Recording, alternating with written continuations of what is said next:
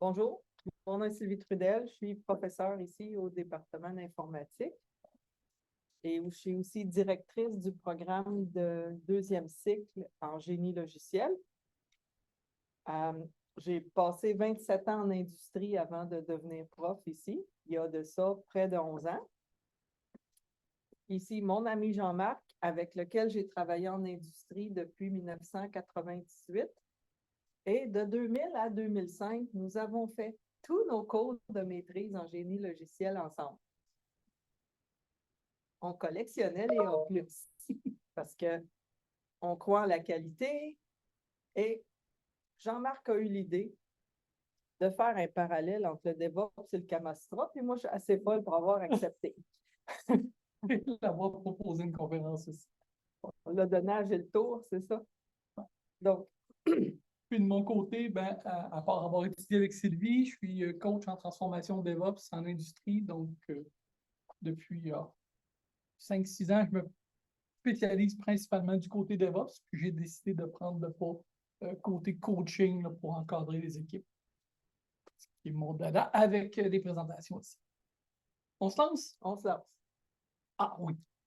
Malgré que je vais prendre plus la partie Kama Sutra, normalement, je parle plus DevOps. Donc, petit avertissement pour ceux qui sont à distance, cet enregistrement peut quand même contenir certains mots qui sont orientés pour un public d'au moins 13 ans et plus. Donc, on vous conseille de mettre des écouteurs si vous êtes dans votre bureau, de fermer la porte, parce que Si vos enfants sont pas loin. Là. une phrase hors contexte peut tellement arriver. Ça, c'est comme toute présentation au logiciel.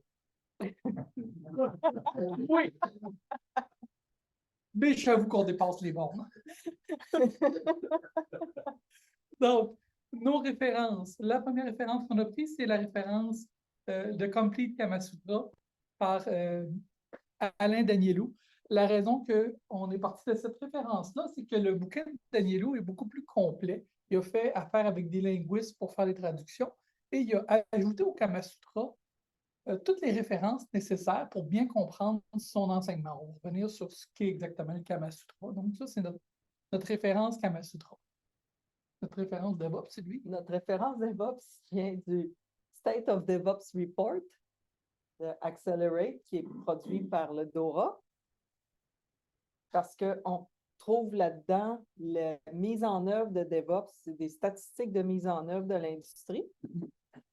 Puis, il s'occupe aussi de mettre à jour les différentes capacités DevOps, les catégories, puis tout ça.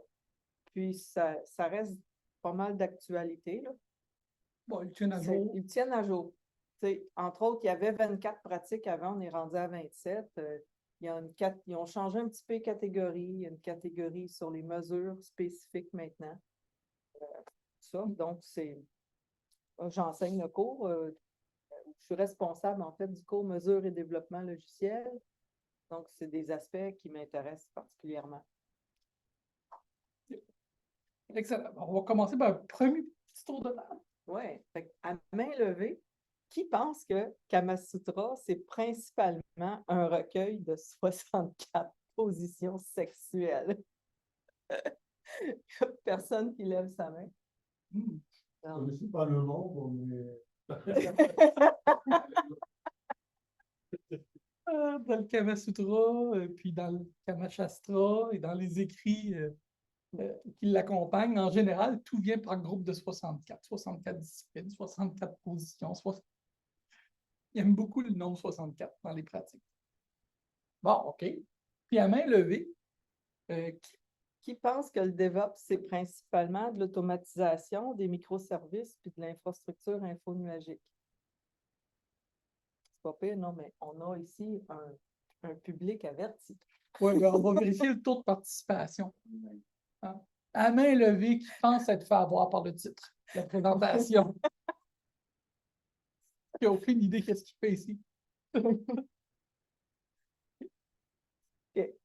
Taux de participation. Alors, la grosse question, maman, ouais. C'est quoi au juste le Kama Sutra? Ouais, le Kama Sutra, c'est une compilation, c'est un résumé. On avait le Kama Shastra, qui date de quelque part de 400 ans avant Jésus-Christ. Puis, Avec le temps, ces recueils-là sont devenus très difficiles à obtenir et à consulter. Ce qui fait que Vatsyayana, autour du 4e siècle, quelque part entre le 1er et le 4e, ils ont de la difficulté à le situer exactement, mais comme il a cité des gens du 1er siècle et il est cité par des gens du 4e, quelque part entre les deux, Vatsyayana, il a décidé de prendre ces recueils-là comme ouvrage théologique et d'en faire un résumé. Donc, le Kama Sutra, c'est le résumé du Kama Shastra, principalement pour la partie humaine de la chose, donc le côté vie privée principalement. Puis ça traite des pratiques sexuelles, mais ça traite aussi de tout ce qui est la vie privée, donc le bien-être en société, les façons de se marier, de rencontrer son épouse, les relations. Donc, ce côté-là, Les vie arts privée. aussi, ça traite des Oui, arts. donc on traite beaucoup de choses. Donc, c'est l'équivalent de ce qu'on avait au Québec avant la Révolution tranquille, qui était le guide de bienséance. On enseignait ça dans les écoles. Mes parents, mes grands-parents avaient tous des cours de bienséance à l'école, avec un manuel de bienséance. Puis après la Révolution tranquille, dans la deuxième moitié des années 60, ça a pris le bord, ça. Fait que ces recueils-là, donc, ont été enseignés. Ce que j'aime bien du livre de Danielou, c'est que, comme c'est un résumé, Danielou est venu chercher les recueils qui ont suivi le Kama Sutra pour venir ramener les textes supplémentaires pour expliquer les détails de l'enseignement. Parce que souvent, dans le Kama Sutra, c'est des petites phrases très, très courtes. Fait que ce recueil-là qui contient donc l'information. On va aller voir un peu ce que ça couvre. Hein? Donc, qu'est-ce que ça couvre? C'est plusieurs parties. Partie 1, là, on parle, on va regarder ce bord-là, c'est plus facile. On parle de remarques générales, contenu du livre, ça c'est bien, les 3 buts de la vie, donc l'acquisition de biens matériels, d'avoir des enfants, la vie de couple, sexualité et idéalement la reproduction. C'est pour ça que généralement le Kama Sutra est orienté sur le couple. Il traite des autres combinaisons très, très ouvertement. Et l'avant-société. Oui.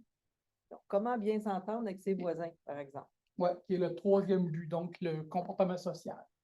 Il traite de l'acquisition de connaissances, le code de conduite du citadin, comment se comporter, comment faire une fête, et les intermédiaires qui vont assister l'amoureux parce que les jeunes dames ne se promenaient pas tout seules nécessairement dans la rue, et on va voir pourquoi dans les prochains chapitres. La partie 2, c'est la partie qui est vraiment la plus connue. C'est là où on parle dans les premières sections vraiment là, de tendreté amoureuse et on fait bien attention à notre partenaire, donc stimulation de désir, étreinte, pilotage et caresse. L'art des griffures, c'est très détaillé comme technique de griffure et comme patron laissé sur le partenaire, sur la peau qui marque l'appartenance. Mais c'est bien indiqué que c'est régional. Donc, selon certaines parties du continent, on a des pratiques différentes. Les morsures aussi, c'est régional. Copulation et les goûts particuliers, donc on couvre les autres variétés. Les coups et soupirs, puis là, on parle vraiment de coups et soupirs. D'ailleurs, un des écrivains des recueils originaux, ben, sa conjointe est décédée de coups et soupirs. Donc, on parle vraiment intensément. Comportement viril chez les femmes, c'est un cas, un très bel exemple de traduction différente. Dans certaines traductions du Kama Sutra, on parle plutôt de Madame prend un petit peu le dessus, alors que dans la version de Danielou, on parle plutôt de Madame dit Monsieur, t'es trop paresseux, viens-t'en, je vais me trouver un accessoire, tu vas passer au bac. Vraiment beaucoup plus intense. La traduction n'est pas la même. Danielou est allé chercher les enseignements, la balance, et ça change un peu le tout.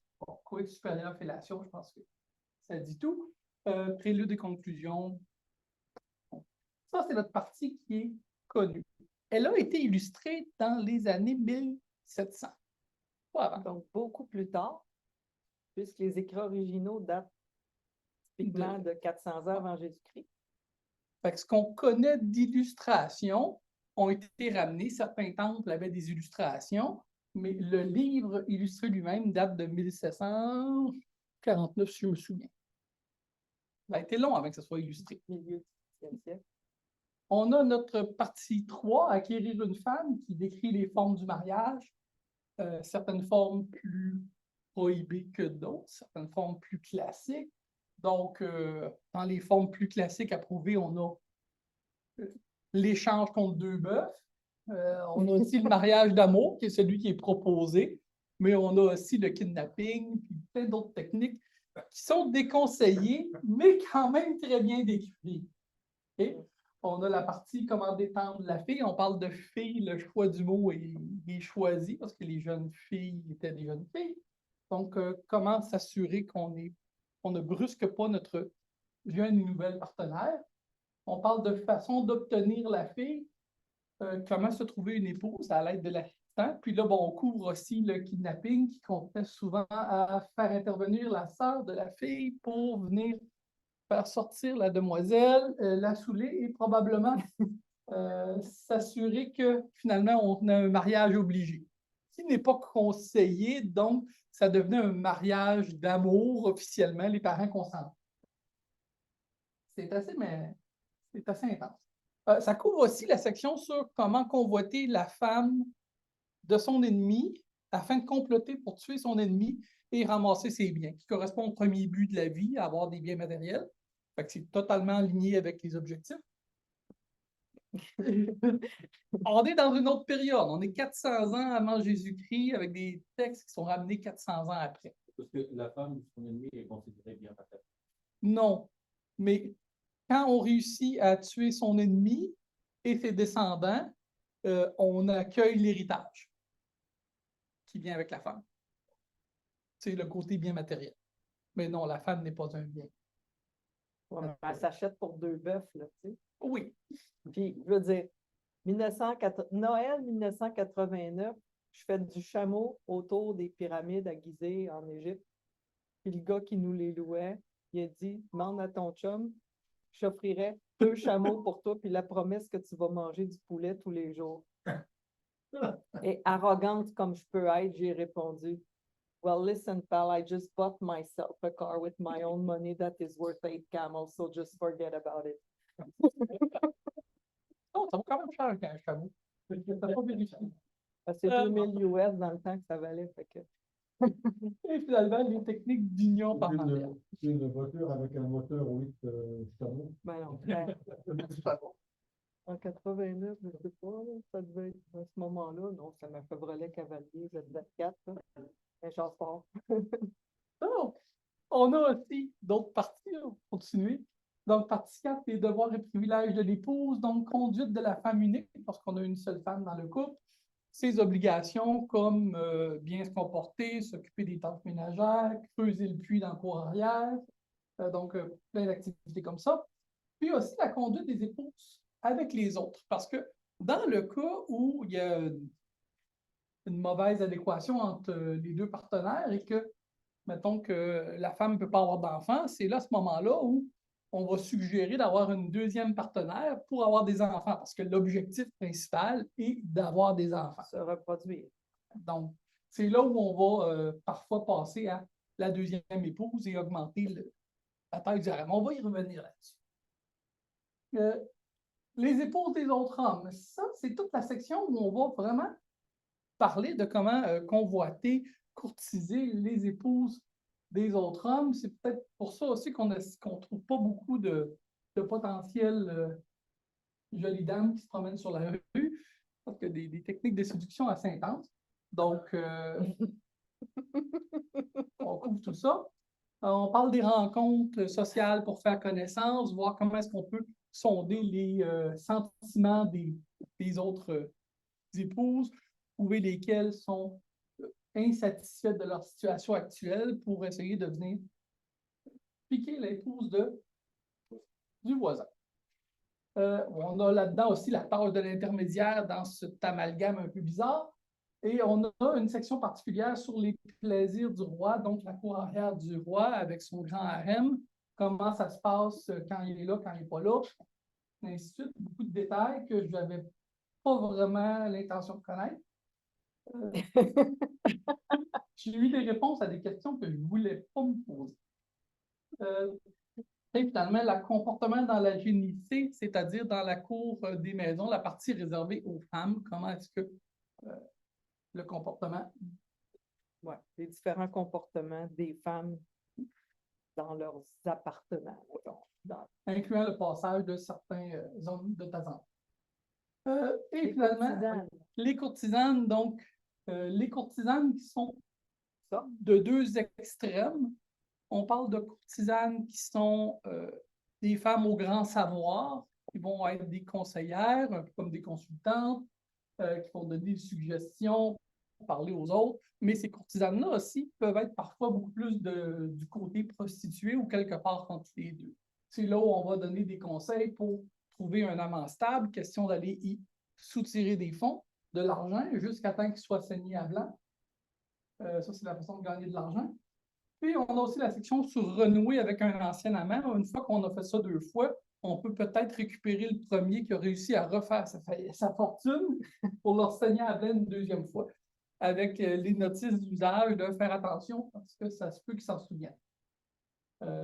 Les bénéfices occasionnels, donc les partenaires qui arrivent, la jeune fille qui vendue à prix d'or, la jeune courtisante qui a une prime super élevée. On retrouve là-dedans aussi toutes les pratiques artistiques de musique, de danse, de décoration, de fleurs, de temples et puis tout ça. Puis ça se rapproche beaucoup, beaucoup de ce qu'on retrouve au Japon, qui est les geishas. Il faut croire que les enseignements ont voyagé aussi dans le temps. Clairement. Les courtisanes sont vraiment très importantes au niveau des villes par leur rapport artistique. C'est sûr que dans le Kama Sutra, ce qu'on va avoir, c'est le fait qu'ils s'occupent de l'art et les 64 pratiques d'art sont dans un autre recueil. Oui, le dessin, la peinture, la poésie, etc. Tout ça. Musique, danse, non, mais il y en a beaucoup. Là. Il y a un ensemble, 64. Il y a un ensemble de recueils pour tout ce qui est art, puis il y a un ensemble de recueils aussi à côté qui n'est pas dans le Kama Sutra, qui est pour le côté gérer les affaires, avec les pratiques nécessaires. Il y a des recueils aussi pour les pratiques de forgeron, d'ébénisterie, donc tous les métiers manuels. Les métiers manuels, il y a un recueil pour ça. Les gains et pertes, ça, c'est lorsqu'on... C'est ça qu'on appellerait aujourd'hui le guide du développeur. Pas tout à fait, le guide du consultant. Mais bon. Les méthodes occultes, c'est la dernière section. On a là-dedans des petites techniques de succès en amour, des incantations, de la magie noire à la limite. Puis, on a aussi un recueil très détaillé sur finalement un sex shop, comment monter son propre sex shop à la maison avec les outils du bar. Et aussi quelques remèdes de grand-mère, mais on parle des grand-mères de 400 ans avant Jésus-Christ. Avec des ingrédients douteux. On va passer. Maintenant, le Kama Sutra a été illustré, c'est généralement ce qu'on retrouve. On vous a donné un exemple ici, donc un exemple quand l'homme embrasse légèrement le petit de la femme. Donc, généralement, c'est avec un texte qui met un peu en contexte le tout, puis ça vient avec une description du tout. Bon, OK. Dans le cadre d'un académique, on voulait éviter la censure, fait qu'on a tiré celui-là de Married Kama Sutra. Il y a des enfants ici dans la salle. Pas mal de monde. Ça vous est tout arrivé au moins une fois. Que le petit queue se pointe dans votre chambre à coucher. Ça s'appelle Married with Children. Ouais. C'est une série télévisée américaine. Jean-Marc a 3 enfants. Illustration pour le bien de l'information, ça ressemble pas mal à ça. C'est lui que je te parle ta balle. Alors, pour le DevOps, Jean-Marc est arrivé avec cette définition que j'adore, pour laquelle j'ai souligné un aspect important. Donc, c'est un ensemble de compétences techniques, capacités de processus, de mesure et de culture visant à intégrer les équipes de développement et opérations afin de créer et préserver la valeur d'affaires des systèmes informatiques, donc d'une façon plus efficace et rapide que les méthodes traditionnelles. Donc, ce n'est pas juste de faire du DevOps pour créer un logiciel, mais il faut aussi le préserver à travers le temps. Il faut préserver cette valeur d'affaires que le logiciel apporte en l'adaptant aux besoins qui évoluent, etc. Et ça de façon le plus fluide possible. Donc, fait que ça couvre quoi le DevOps si on le regarde rapidement? On a 27 compétences qui sont réparties dans 4 catégories. Okay?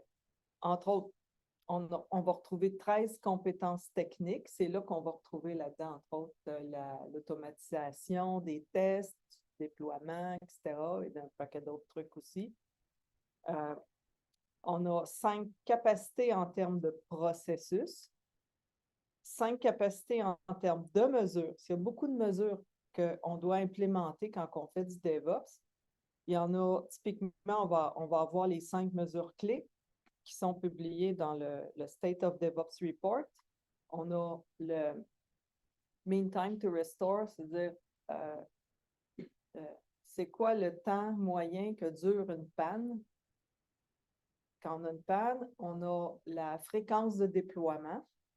Donc, est-ce qu'on a un processus qui est suffisamment fluide pour être capable de déployer, par exemple, en traditionnel, les déploiements 2 fois par année? C'est assez la norme, mettons, là. Mais quand on parle DevOps, ça, c'est qu'on passe de 2 fois par année à plusieurs fois par année, au moins une fois par mois, au moins une fois par semaine, voire même plusieurs fois par jour. Sauf que pour faire ça, évidemment, ce n'est pas la même architecture logicielle. On n'a quasiment pas le choix de passer qu'à une architecture microservice. Ça aide. Parce qu'on veut déployer non pas des gros trucs monolithiques, mais des petits morceaux à la fois, sans que le reste brise. Donc, on veut un découplage, un bon découplage pour nous permettre justement de faire du déploiement continu en production sans que ça affecte le fonctionnement de l'application. Puis, on va avoir aussi 4 capacités en termes de culture. Autrement dit, faire du DevOps, ce n'est pas qu'une autre façon de développer le logiciel qui n'affecterait que l'équipe de développement, parce que du coup, on a l'équipe de développement, les équipes d'opération, et puis on fusionne ça.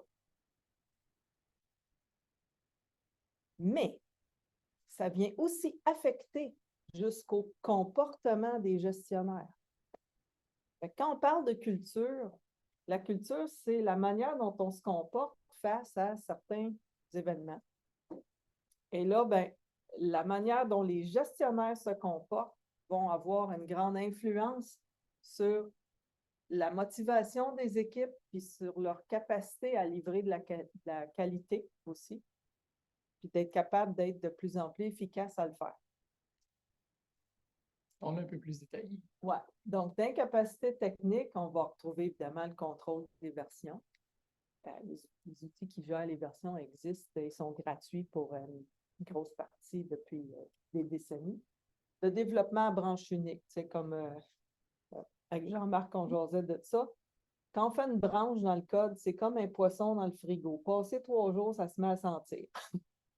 Donc, ayez des branches éphémères pour vous rendre compte tout de suite s'il y a un problème dans votre branche ou si vous êtes plusieurs à développer dessus puis que le code a évolué depuis le temps que vous avez créé votre branche, il est peut-être temps de la mettre à jour, là, pour éviter les problèmes puis les constater le plus vite possible, comme quoi que c'est dans les trucs qu'on vient de changer récemment, ben, on peut donc corriger le problème plus vite. L'intégration continue, bien sûr. On va intégrer puis tester à mesure pour être sûr qu'on n'a rien brisé. L'automatisation des déploiements. Donc, déployer, ça ne devrait pas prendre 4 semaines. C'est du clic-bouton, puis ça part. Là. D'avoir les tests en continu, là, ce qui inclut les tests automatisés, et ça à différents niveaux de détail. Là. Pas que des tests unitaires. Là. En fait, on cherche davantage les tests fonctionnels ou voire même les tests d'acceptation, les cas d'affaires qui sont traités pour s'assurer que nos cas d'affaires fonctionnent toujours. La livraison continue, encore là, on déploie en continu. plusieurs fois par jour dans certains cas. C'est quoi la différence entre Livraison et déploiement. Le bouton. La livraison, ce qu'on va faire, le package, il est prêt à déployer n'importe quand, mais il n'est pas encore déployé sur un environnement. Le déploiement continu, ben, va faire en sorte que dès que le package est prêt, parce que j'ai approuvé le branchement de mon code et parce que tous les tests ont passé, la prochaine étape logique, étant donné que tout est beau, tous mes tests sont passés, ce qui implique des bons tests, j'ai fait le OK. Donc, la prochaine étape, c'est de le prendre et de le déployer. En premier sur un environnement intermédiaire qu'on peut vérifier, puis finalement sur mon environnement même de production.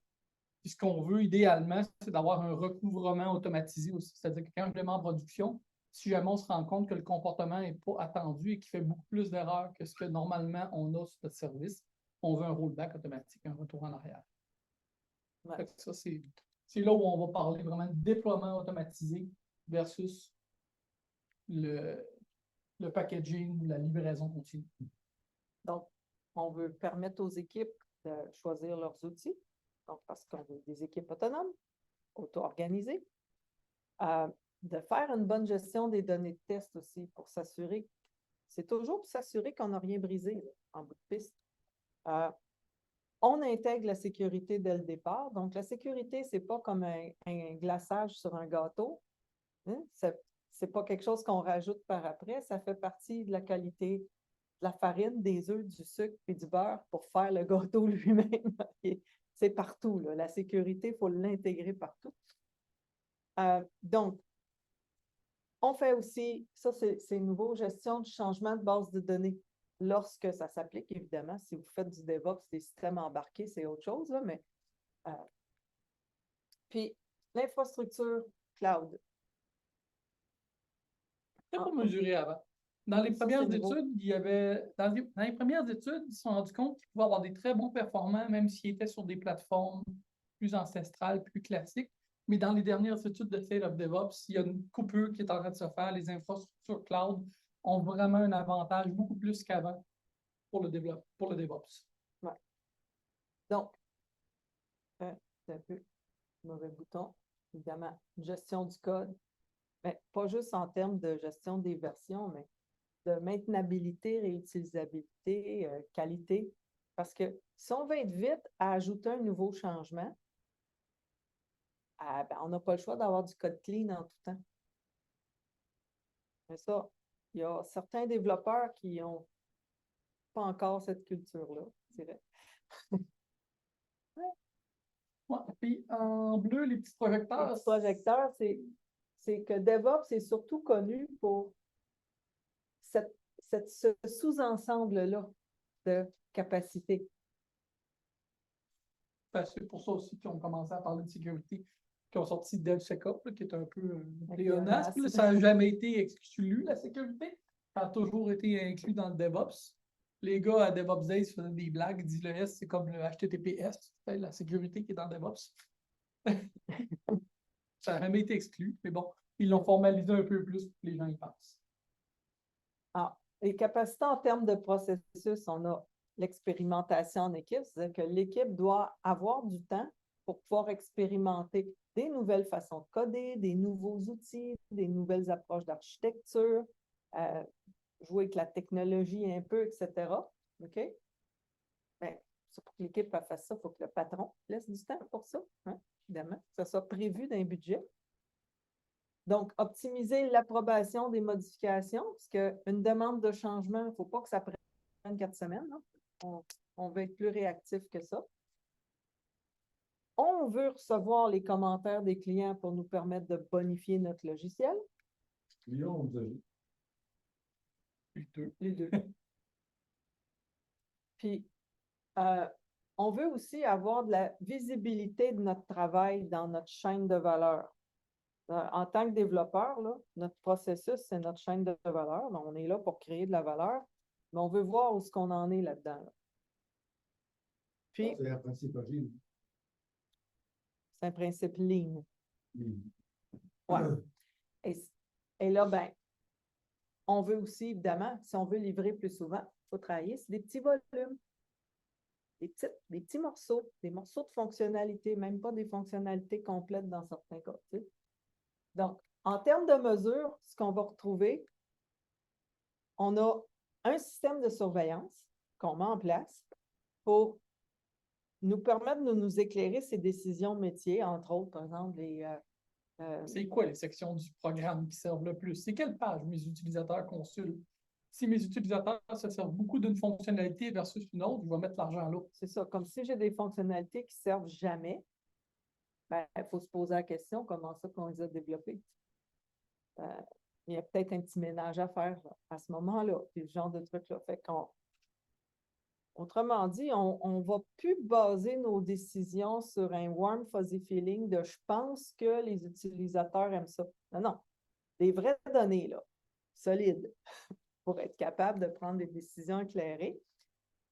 Aussi de la surveillance, observabilité de l'application en exécution pour voir, vais-tu manquer d'espace de mémoire, est-ce que je vais dépasser la capacité de mon serveur en termes d'utilisateurs concurrents, etc. Là, de façon à pouvoir réagir d'avance, puis ou de manière automatisée aussi, partir un autre VM en parallèle.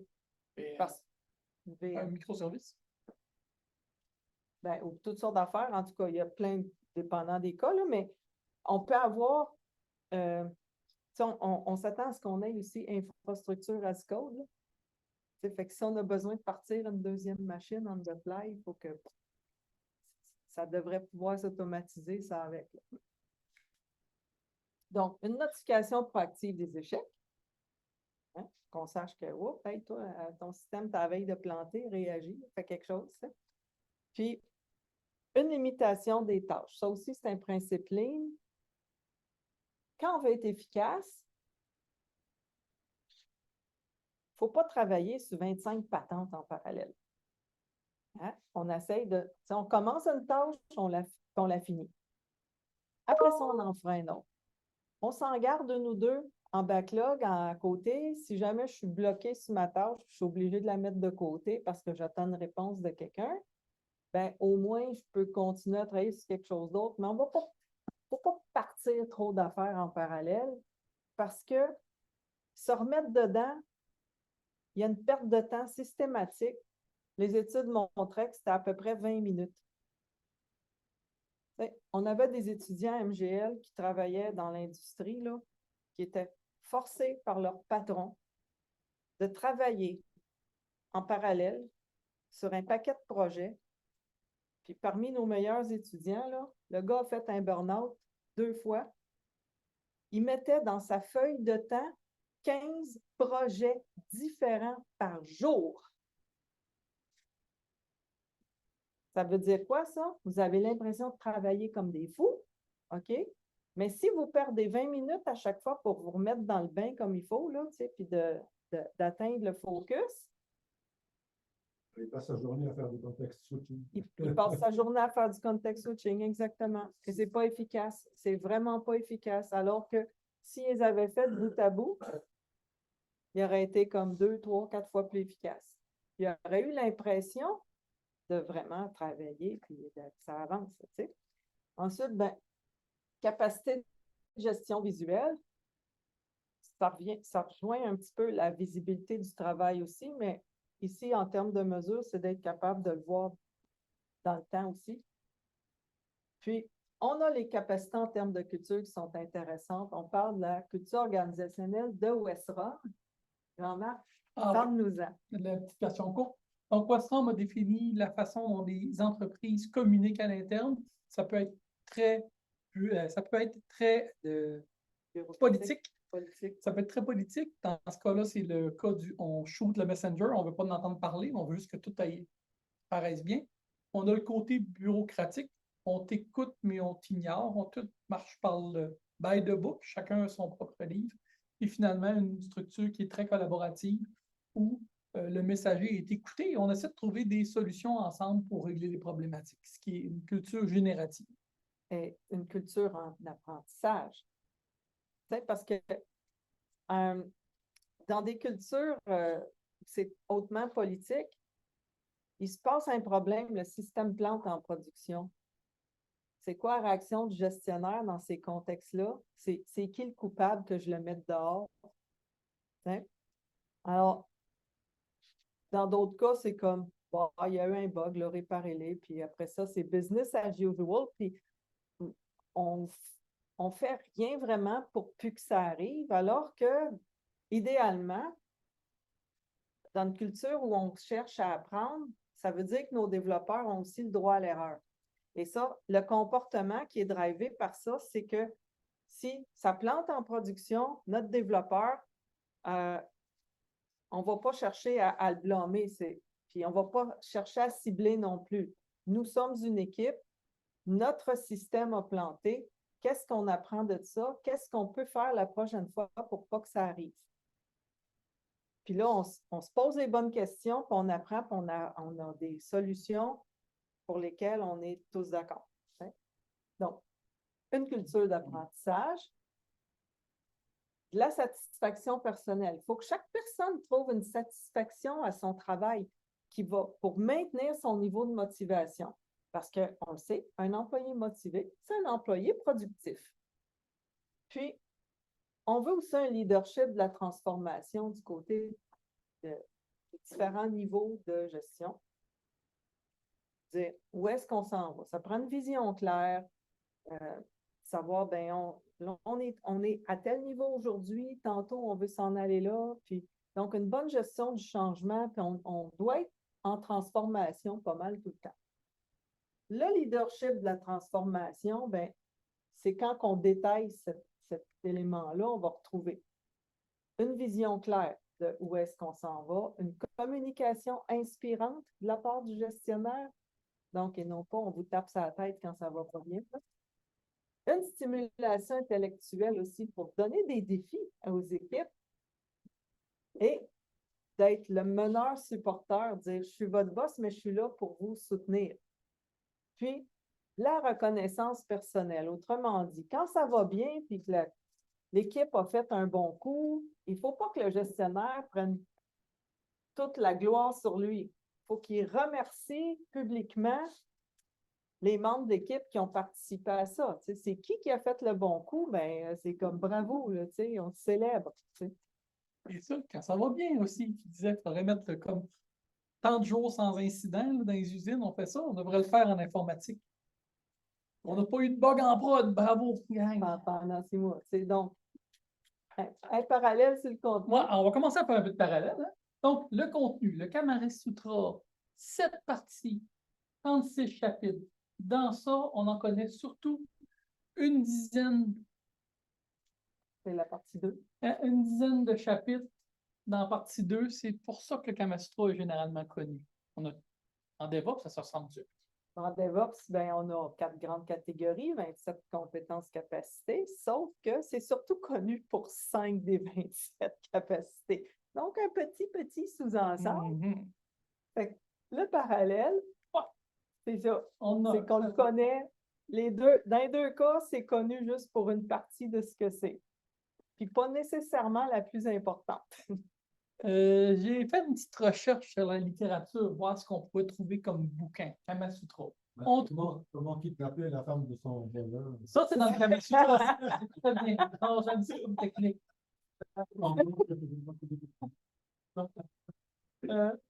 On trouve. Oui, c'est le Kama Sutra. Ça ne veut pas dire que c'est une bonne pratique à faire. On a une page de référence à la fin.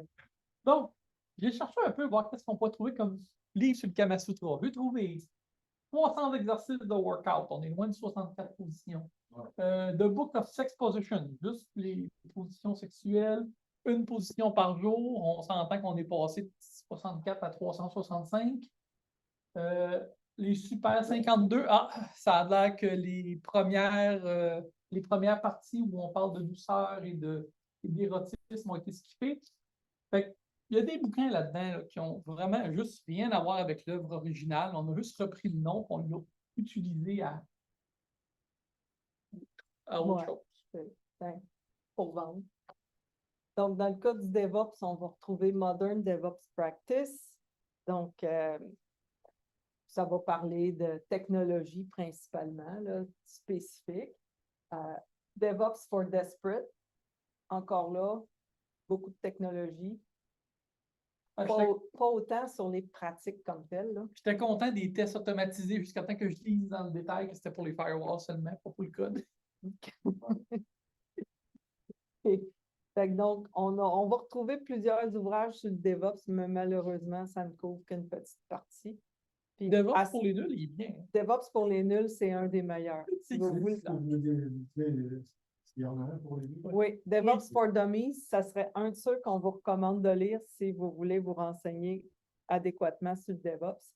Il est très bien expliqué. Donc, plusieurs ouvrages qui couvrent juste une partie de cette deuxième parallèle. Les hommes, parce qu'on leur explique tout comme. Ben oui.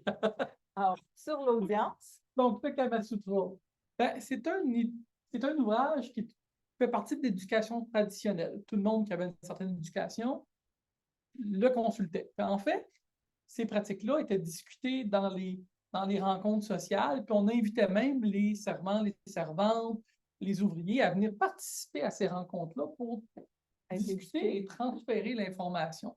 Donc, ça a été partagé par tout le monde, les femmes, les hommes, les courtisanes qui l'apprenaient dès leur jeune âge. À partir de 5 ans, les filles des courtisanes étaient isolées pour apprendre l'ouvrage. Les détails plus connus de la deuxième partie, plus vieille un peu, mais quand même un peu intense.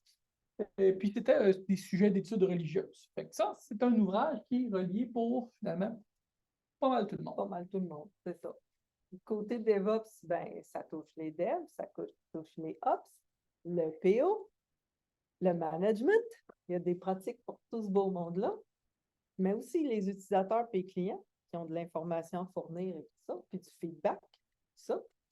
Donc, ça touche aussi pas mal tout le monde dans l'univers du développement logiciel. Voilà. Donc, l'auditoire élargi. Aussi. Les installations. Ah, ben, donc, dans le Kama Sutra, qu'est-ce qu'on a? Ben, on dit tout simplement que dans les 3 buts de la vie, c'est que l'art de l'amour est possible uniquement si on possède certains biens matériels comme une maison, chambre à coucher, des salles, un bain, c'est pratique. Donc, des pièces confortables, ça prend là, quand même un peu d'investissement en infrastructure. Ça prend des installations. Alors, en DevOps, ben, des outils de développement, des outils de support au processus, l'infrastructure de test, de déploiement, de surveillance, de notification, si on veut une notification proactive, ben, ça prend des investissements d'infrastructure aussi. On a parlé. Voilà. Ensuite, la formation. Ah, ben, ça, c'est assez clair au niveau du Kama Sutra. Ah, c'était à mon tour. OK. Désolé. Donc, pour réussir dans les 3 buts de la vie, le premier moyen, c'est l'acquisition de connaissances. On ne s'en sort pas. C'est littéralement spécifié comme ça. Il y a un chapitre sur l'acquisition de connaissances. Encore une fois, il faut apprendre pour bien maîtriser les diverses techniques. Donc, et en DevOps, ben, il y a une pratique, ça, la culture d'apprentissage. On s'attend à ce que chaque individu qui participe dans le projet apprenne, et ça de façon relativement continue. Donc, il faut apprendre. Pourquoi en informatique, il faut apprendre? Ça évolue. Puis plus on avance, plus ça évolue vite en plus. Donc, il faut apprendre. Les connaissances vont être, à quelque part, un ingrédient essentiel au succès. Le focus, oui. Donc, le focus au niveau du Kama Sutra. OK.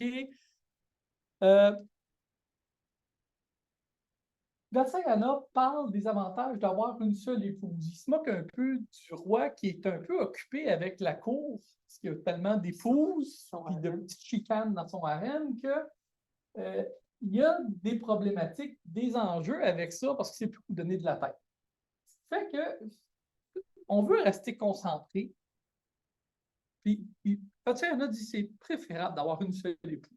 C'est plus facile d'être heureux, j'imagine. Je suis bien d'accord avec lui. Oui. On prend tout mon petit champ. Ben là, ouais, en tout cas. Et dans le DevOps, on a une capacité qui s'appelle la limitation des tâches. Hein? On en a parlé tantôt, on ne veut pas faire 50 patentes en même temps. Puis aussi, travailler sur des petits volumes. Parce qu'on travaille sur des petits volumes, on est capable de limiter nos tâches. Quand on travaille sur des grosses affaires, c'est difficile parce qu'il y a plein de choses à faire au milieu. Donc, encore là, on veut rester concentré parce que c'est ce qui va nous permettre d'être plus productifs, plus efficaces. On a un autre parallèle sur le focus.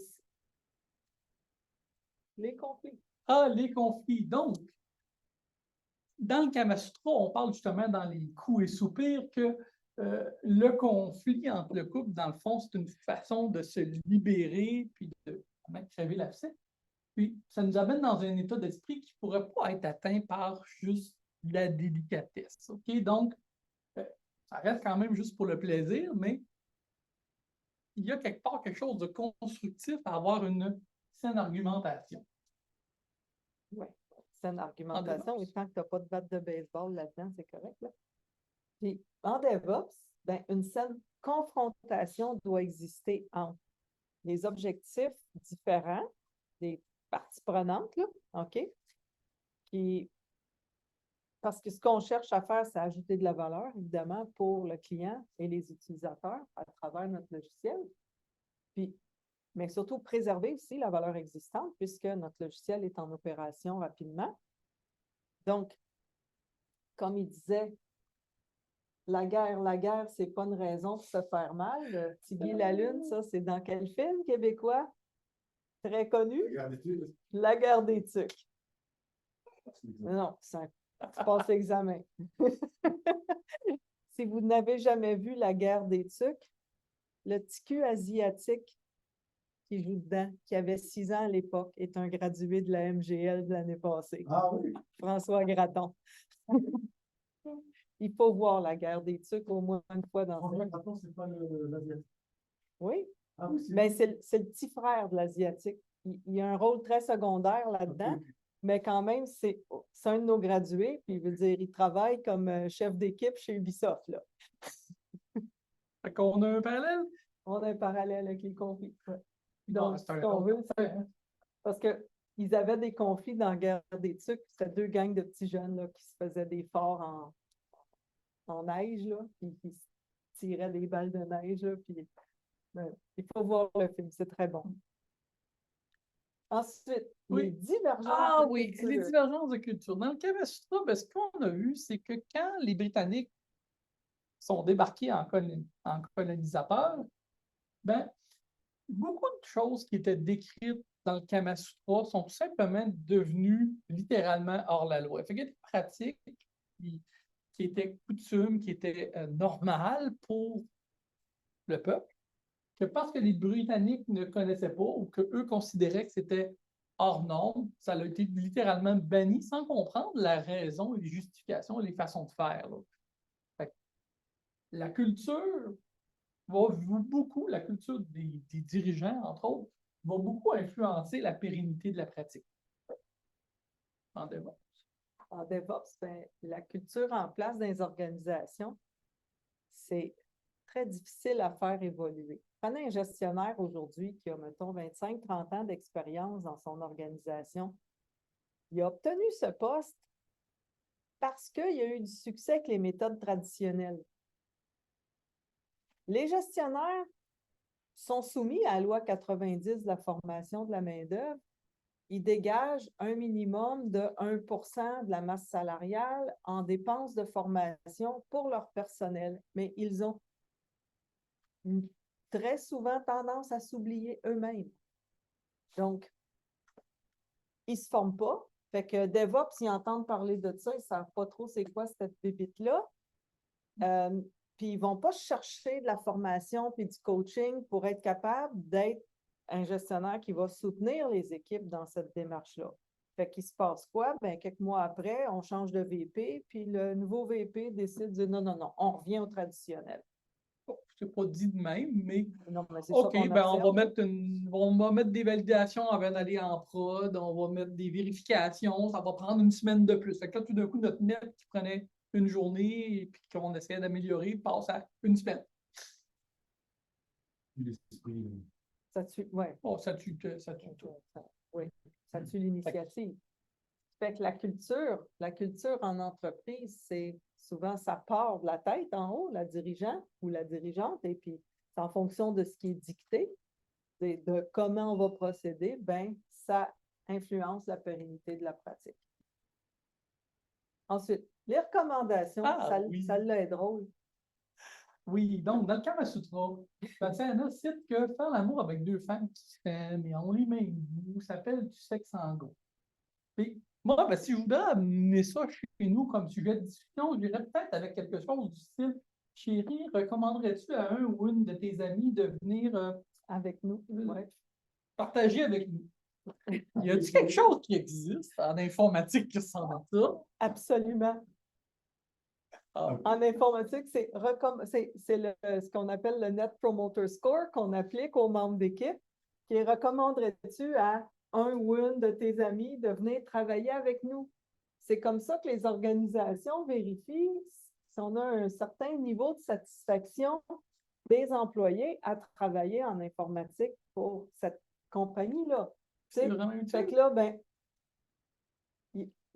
on a constaté que la perception d'adhésion de la direction, là, c'est que dans une culture générative, une équipe stable puis un régime de travail flexible, tout ça, ça va être associé à des personnes qui sont plus susceptibles de recommander leurs équipes à d'autres personnes. Dire, hey, viens travailler chez nous, on a du fun, on fait des affaires cool, on fait de la qualité, puis c'est ça. Donc, on a là, encore là, côté recommandation, quand on veut faire des choses en équipe, on passe par recommande quelqu'un. Donc, puis pour le recrutement de personnel, ça marche beaucoup en passant.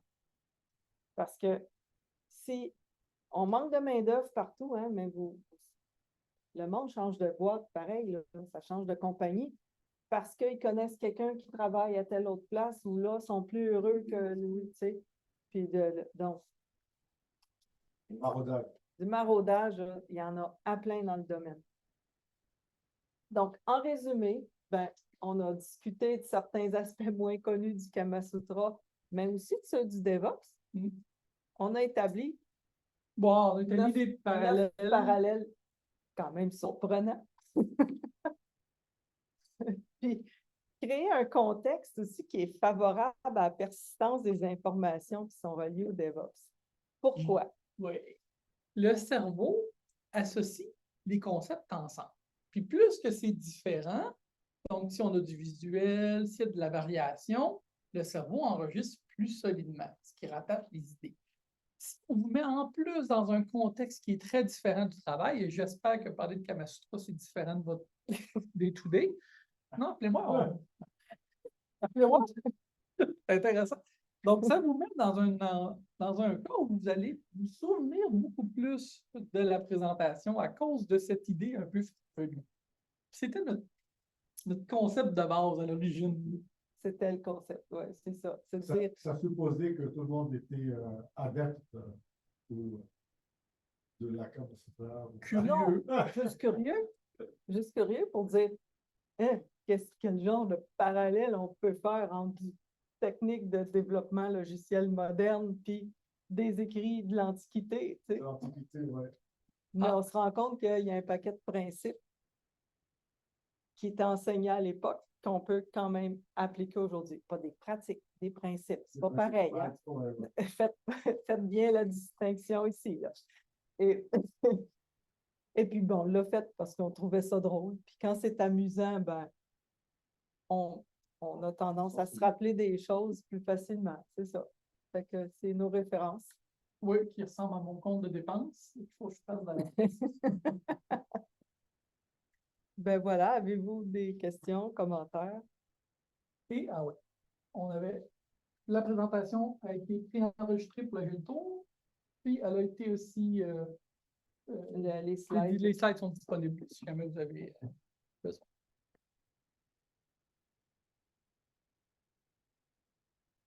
Questions sur le DevOps? Sur le Kama Sutra aussi, mais je ne suis pas sûr. Oui, Diego. Ok, je vais pas this study on DevOps practices in a large company, and the idea was to verify gamification could actually help educate developers in adopting those practices. And we did that with Morgan Stanley back in the day, and it's interesting because your point on the education and change, cultural change is very, very important. So the practices that got a spike in adoption were the ones that were unknown before. Developers didn't even know so much about them, and because gamification gives them the criteria to adopt, the educational aspect was the one that they said was the best of the gamification, you know, because it gives each step how would you get the badge of automated tests? So you need to have a better amount of tests automated each week and so on. But the downside of this is that the teams that were advanced, they had to kind of backpedal a little bit because all the companies started having the same framework Yeah. in the practice because they need to compare teams. Right. So so I think the cultural change is definitely because it came from above, it was very efficient. So like the directory wanted to apply this. And so gamification had this positive side of education, the negative side of putting pressure, particularly on teams that were already adopting, but they were adopting their own way, their own tools. Les aspects culturels, là, c'est vraiment, tu sais, quand on dit la culture, ça menace la pérennité des capacités DevOps parce que les gestionnaires ne les comprennent pas. Ils ne comprennent pas à quoi ça sert ou qu'est-ce que ça va apporter. C'est pour ça que les 5 mesures clés du DORA, il y en a 2 qui mesurent la qualité du produit, puis on a 2 qui mesurent l'efficacité du processus. Puis la 5e, c'est la disponibilité du système, availability. Tu sais. Donc, par exemple, si on veut un système, surtout, si vous prenez dans le bancaire, les systèmes de transaction, on veut qu'ils soient disponibles 24/7 là, à typiquement 99,99%. Fait que tu as un downtime de typiquement 10 à 20 minutes par année. Fait qu'on veut le downtime le plus petit possible, le moins de panne possible, puis il faut que ça marche, là. Donc, mais quand on mesure, on fait les 5 mesures, là, qui est bon, fréquence de déploiement, le mean time to restore, la disponibilité, les 2 autres, c'est voyons. Le mean time to restore. Tu as la fréquence de déploiement, le mean time to restore quand tu brises, ton change failure rate. Ouais. Change Puis, failure percentage, puis tu as le temps, le lead time for change, qui est le temps, dans le cas du DevOps, pour automatiser cette mesure-là, pour éviter trop de différences d'une organisation à l'autre, c'est entre le moment où le commit a été fait puis le moment où il est déployé en production. C'est le temps moyen qu'on cherche à avoir là. C'est pas entre le moment où l'exigence a été approuvée puis le moment où c'est en prod, là, ce qui est tout le cycle de vie. Là, on s'intéresse juste le temps de cycle par rapport au déploiement entre le commit a été fait puis ça a été déployé. Fait que les organisations qui sont les plus performantes, ça se calcule en minutes, alors que dans d'autres, ça se calcule en semaines, voire en mois. 2 fois par année. Là. Ça veut dire, si tu déploies 2 fois par année, c'est parce que ton code peut être très vieux. Tout ça combiné ensemble t'oblige à déployer des vraiment petits lots. Moindrement qu'on travaille sur un plus gros lot, notre temps le lead time va augmenter, notre fréquence de déploiement va être plus grande. Puis si on ne fait pas de la qualité, ben notre change failure rate va être bon. Donc, si on a laissé des choses de côté parce qu'ils ne sont pas assez bien faites puis qu'on va être obligé de revenir dans 2 semaines, la dette technique. Notre work in progress n'est pas terminé. Là. La job n'est pas faite. On va y revenir. Ça nous oblige à avoir vraiment focusé sur ce qu'on fait. Mais c'est que ça a une influence évidente sur l'architecture de l'application aussi. Et là, tu fais quoi avec ceux qui sont architectes aujourd'hui, qui ont ce titre depuis 15 ans, puis qui ne savent pas c'est quoi ou comment faire une architecture microservice. Ça fait probablement 15 ans qu'ils n'ont pas écrit de code. C'est des artistes qui font des dessins.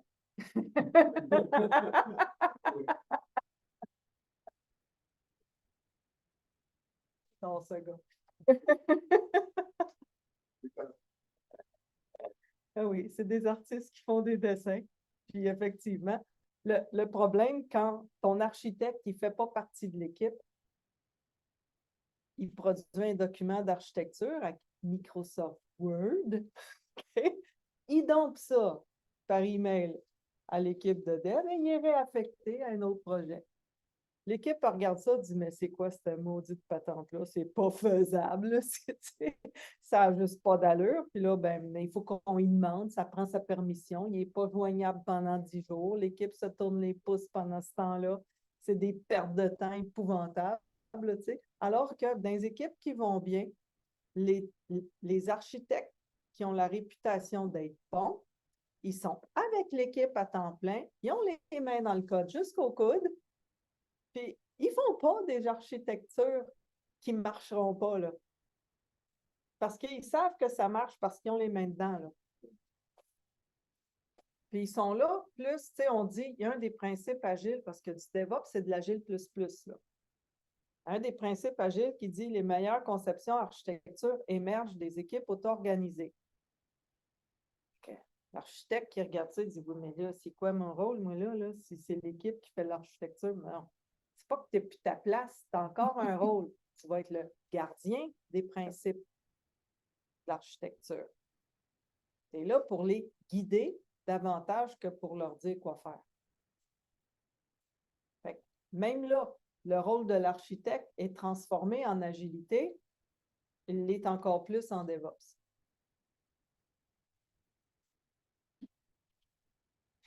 Il y a une larme qui coule.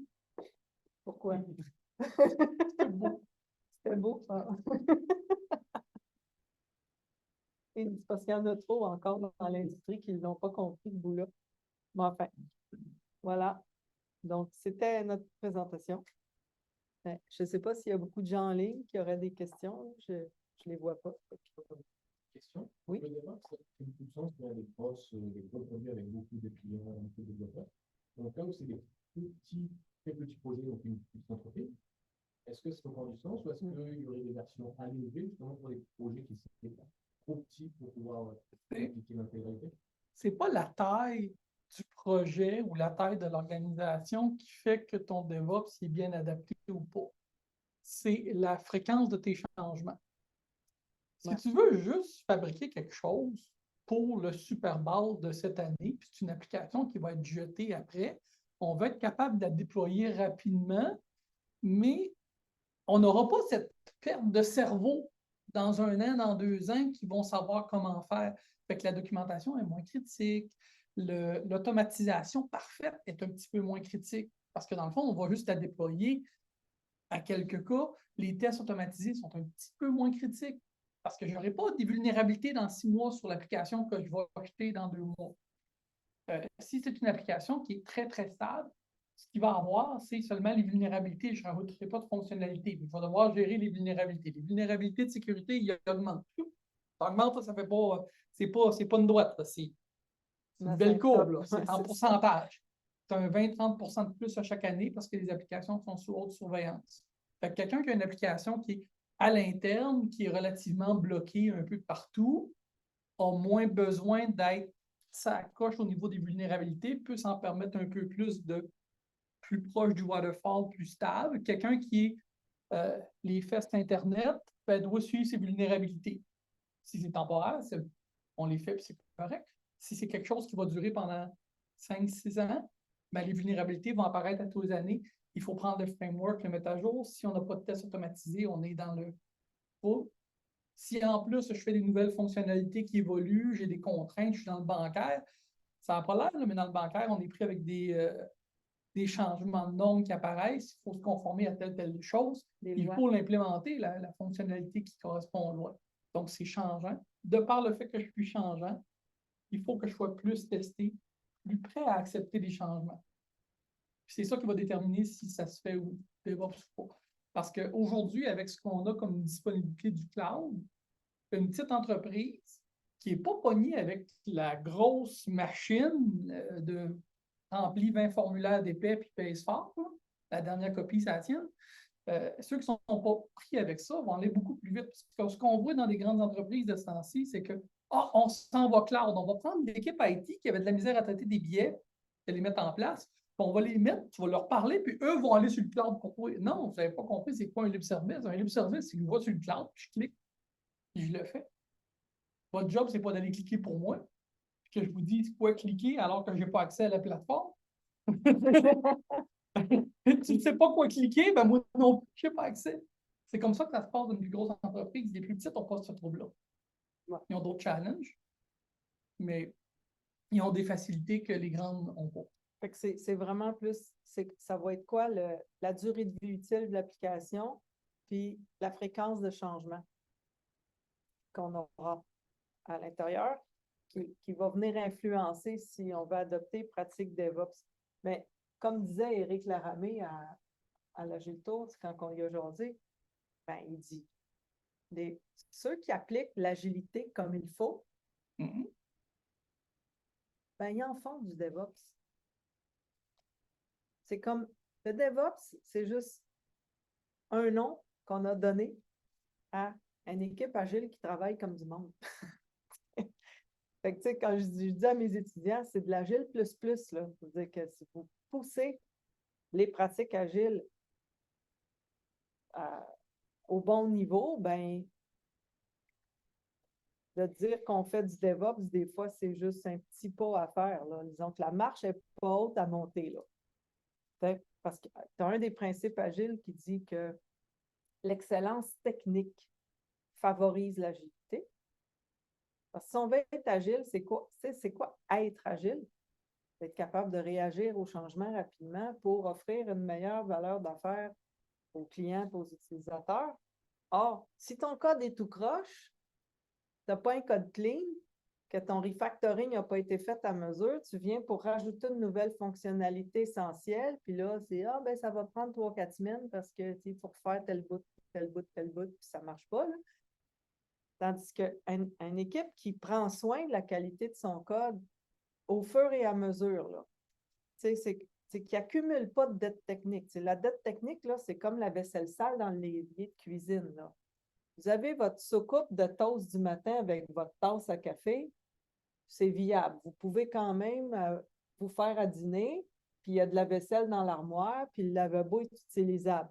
Mais le jour où toute votre vaisselle est sale, puis l'évier est rempli comme ça, vous ne pouvez même pas allumer la champeuse sans que ça éclabousse partout, là. Bien, c'est un peu ça, la dette technique. Il y a des niveaux acceptables, mais quand on s'en occupe pas, ça finit par déborder assez vite, là. Donc, on veut faire du DevOps quand on a une application qui va durer dans le temps et qu'on veut continuer de faire évoluer. Est-ce qu'il y en a parmi vous qui ont suivi aujourd'hui encore les actualités par rapport à ce qui se passe à la SAAQ? Oui. Bande de gnochons qui sont. Les systèmes sont à terre jusqu'au 20 février parce qu'ils sont en train de faire la transition vers les nouveaux systèmes, puisque les anciens systèmes dataient de fin des années 70, début 80. Puis ils ne sont pas capables de faire une transition smooth. Ils ont comme shutdown partout dans la province, les 150 points de service. Il n'y a plus personne qui est capable de s'acheter une voiture en ce moment. Tu peux pas aller procurer une nouvelle plaque jusqu'au 21 février. Ouais. C'est genre 26, entre du 26 janvier au 20 février, c'est 3 semaines solides, là. Wow. Fait que probablement qu'ils ont remplacé un monolithe par un autre monolithe. Ben, eux autres, ils auraient eu avantage à adopter DevOps et ça depuis longtemps. Parce qu'ils auraient développé des ponts vers l'ancien système, etc. Et on a un bel exemple plus proche de nous. On va se regarder le nombril. Les systèmes informatiques à l'UQAM. Je peux vous en parler un peu parce que de temps en temps, je collabore avec l'équipe des services informatiques. Pas avec Philippe parce que mon étudiant, c'était Julien, qui travaille dans le groupe .NET. Vous savez que le dossier étudiant de l'UQAM, ça roule sur un simulateur de VAX, dont je ne me rappelle plus le nom exact de la machine, là. C'est du code en Pascal qui a été écrit dans les années 70. Ah, c'est moderne. Mm. Mais quoi, on prenait du COBOL? Et écoute, Pascal, c'est- la c'est désuétude, structuré. c'est désuet à un point où on est à la merci du fonctionnement de la machine physique.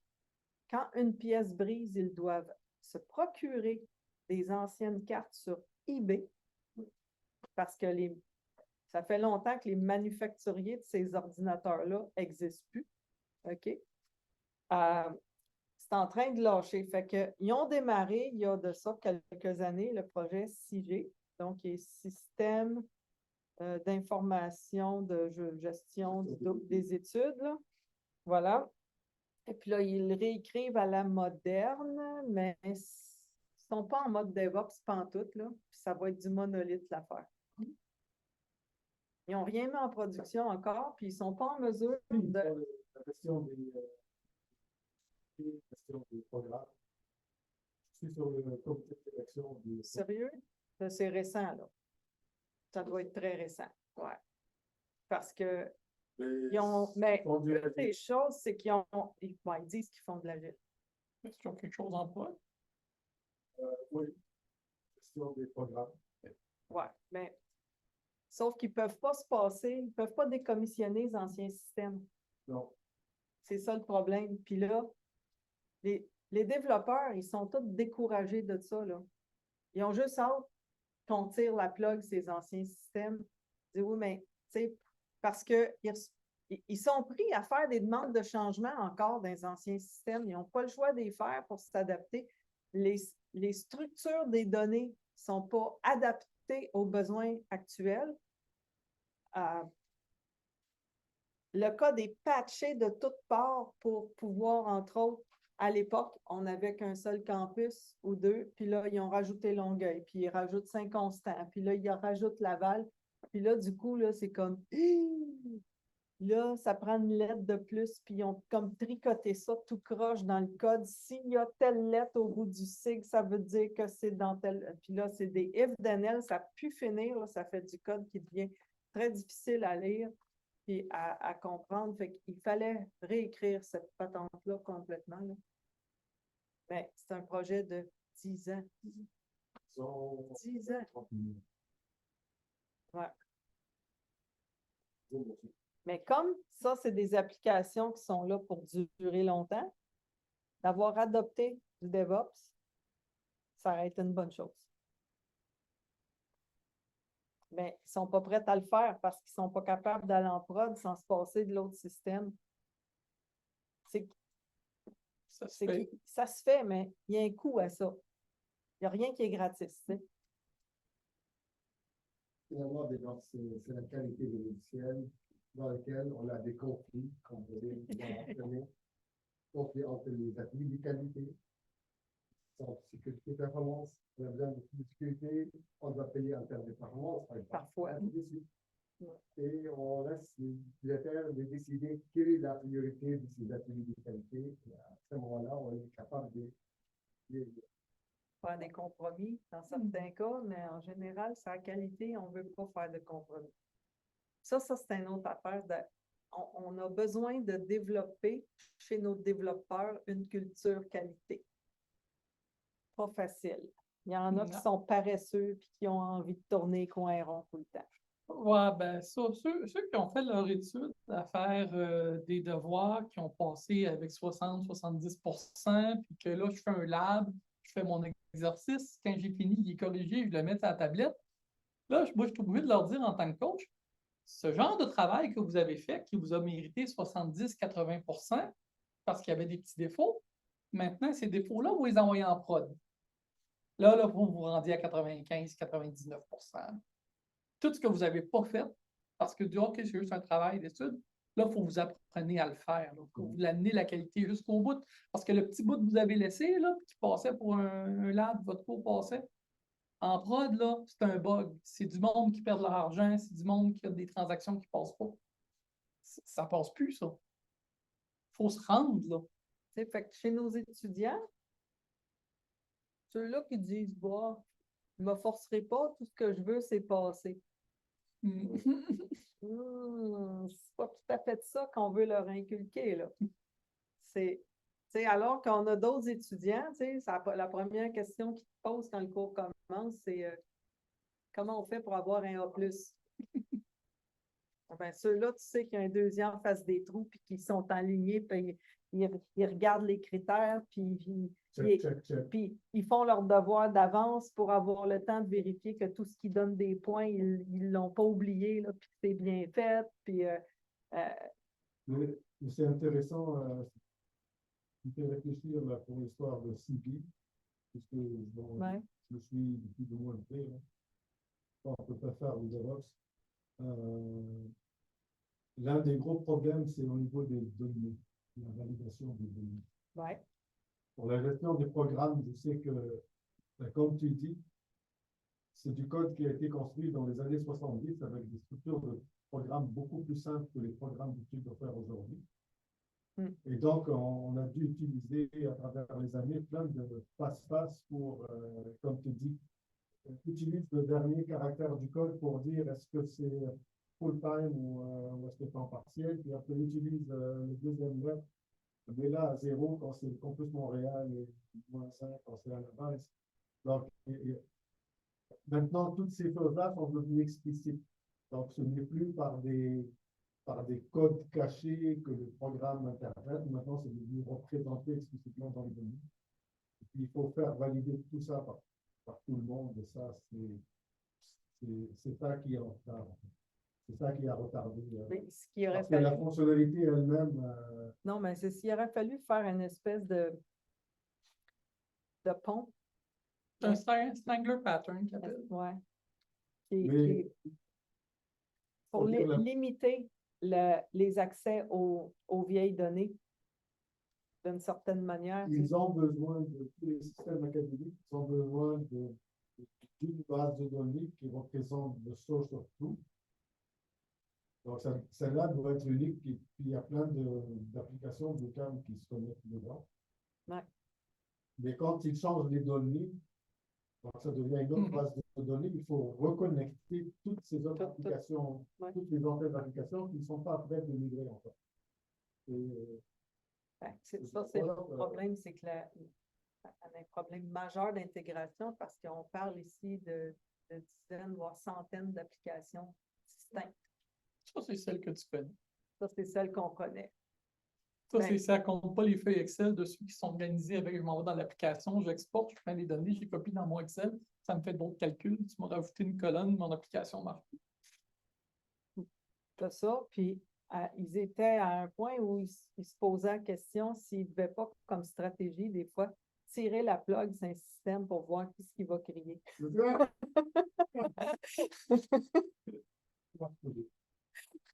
Ouais. Ben, oui, mais ça parce qu'ils n'ont pas de monitoring dans les applications, puis au niveau gestion du portfolio applicatif, il y a des déficiences sévères, là. Parce qu'on ne sait pas qui utilise quoi, puis à quelle fréquence. Alors que On sait ceux qui s'en servent au jour le jour. On ne sait pas ceux qui font leur bilan de fin de mois, et ceux qui font les rapports de fin d'année parce qu'il faut faire les rapports d'impôts.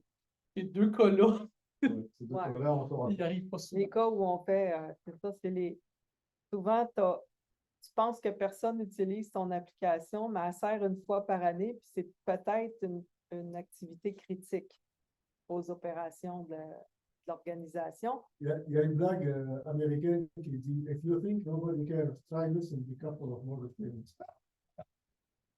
Bon. Tu vas voir, on t'intéresse beaucoup à toi.